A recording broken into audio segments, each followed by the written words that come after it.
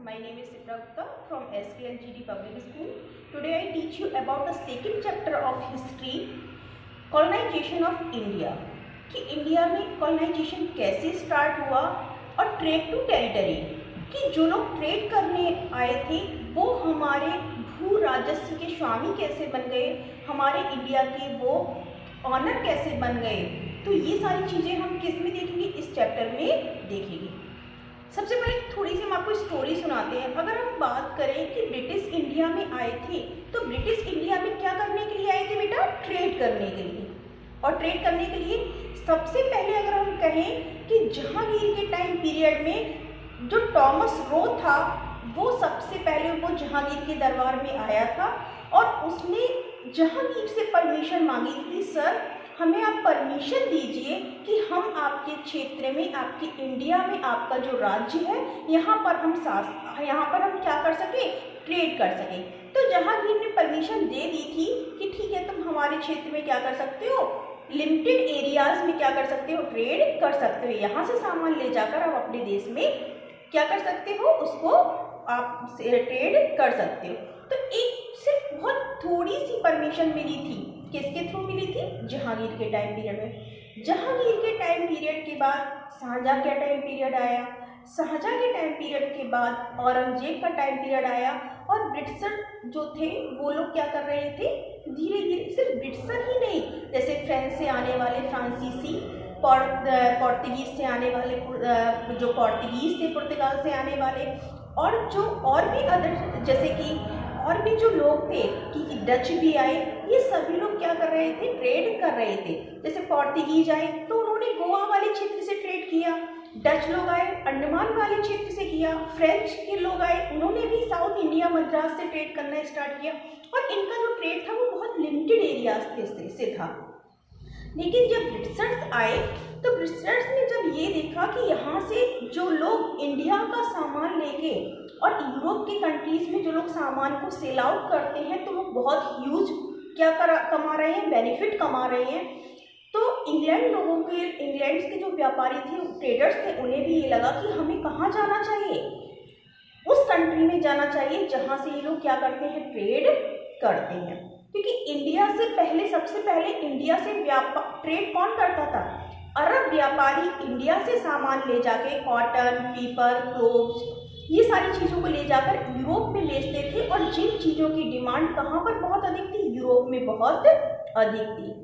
Time period धीरे धीरे कौन सा आता है कि जो ईस्ट इंडिया कंपनी है, सबसे पहले हम बताते हैं कि इसको ईस्ट इंडिया कंपनी ही क्यों कहा जाता है।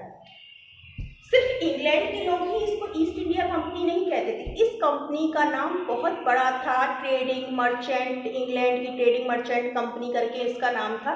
लेकिन ईस्ट इंडिया इसलिए कहते थे कि वर्ल्ड के अगर हम मैप में देखेंगे तो हमारी जो कंट्री इंडिया है वो ईस्ट डायरेक्शन में आती है।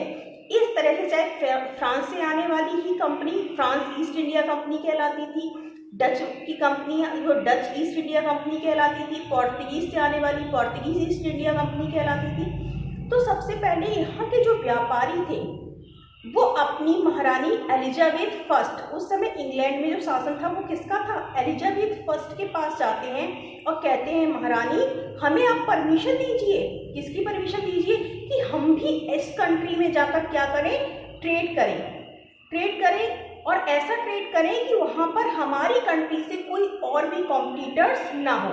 मीन्स उन्होंने परमिशन ईस्ट इंडिया कंपनी ने मांगी कि सिर्फ इंग्लैंड से केवल हमारी ही एक ही केवल कंपनी जाएगी, क्योंकि अगर ज़्यादा कंपनियाँ जाएंगी तो क्या हो जाएगी, कंपटीशन बढ़ जाएगी। जब कंपटीशन ज़्यादा होगी तो हम ट्रेड नहीं कर पाएंगे। तो महारानी एलिजाबेथ परमिशन देती हैं इस कंपनी को, और वो परमिशन कब मिलती है, 16 सेंचुरीज में मिलती है। और 16 सेंचुरी में जो परमिशन एलिजाबेथ के थ्रू दी जाती है तो इसको कहा जाता है चार्टर। और ये चार्टर कितने सालों के लिए वैलिड था, 15 ईयर्स के लिए वैलिड था। ईस्ट इंडिया कंपनी जो थी उसको एलिजाबेथ ने कितने सालों के लिए भारत के साथ व्यापार करने की परमिशन दी थी, 15 ईयर्स के लिए। ये अगर हम कहें तो ये लीगल परमिशन थी। कैसी परमिशन थी, लीगल परमिशन थी। इससे पहले अगर हम कहें कि आप लोग कहोगे कि मैम आप तो ये कह रही है कि जहांगीर के टाइम पीरियड से वो लोग ट्रेड कर रही है, जहांगीर के टाइम पीरियड से वो लोग ट्रेड कर रहे थे तो, लेकिन अलग अलग कंपनीज आती थी, व्यापार करती थी और व्यापारी व्यापार करके चले जाते थे। वास्को डी गामा ने, आपको पता है, सी रूट सबसे पहले खोजा था। कहाँ के लिए? सबसे पहले कोलंबस निकले थे, लेकिन कोलंबस कहाँ पहुँच गए थे? अमेरिका पहुँच गए थे। वास्को डी गामा ने क्या किया था? 1498 में क्या सी रूट खोजा है, और उन्होंने सबसे पहले वो कहाँ पर पहुँचे थे? कालीकट पहुँचे थे। तो ये परमिशन होती है, और ये परमिशन क्या होती है? Got is sole right the trade with East India Company. केवल उन्हें सोल राइट उन्हें मिलना चाहिए, केवल एकाधिकार मिलना चाहिए, मोनोपोली मिलना चाहिए कि और कोई कंपनी नहीं। ठीक है भाई, परमिशन मिल गई। इंग्लैंड से केवल एक कंपनी आएगी, लेकिन यूरोप से तो बहुत सारे लोग व्यापार कर रहे थे। फ्रेंच की कंपनी भी थी, पुर्तगाल की कंपनी भी थी, डच लोगों की भी कंपनी थी। तो इस तरह से यहाँ पर क्या चल रहा था? यहाँ पर कंपटीशन था। Excluded the competition and the other English trading companies with the mercantile objective of the huge profit. और सभी कंपनियां क्या कमाना चाह रही थी? ह्यूज प्रॉफिट को कमाना चाह रही थी। स्टिल द कंपटीशन, इस कारण से क्या हो गया?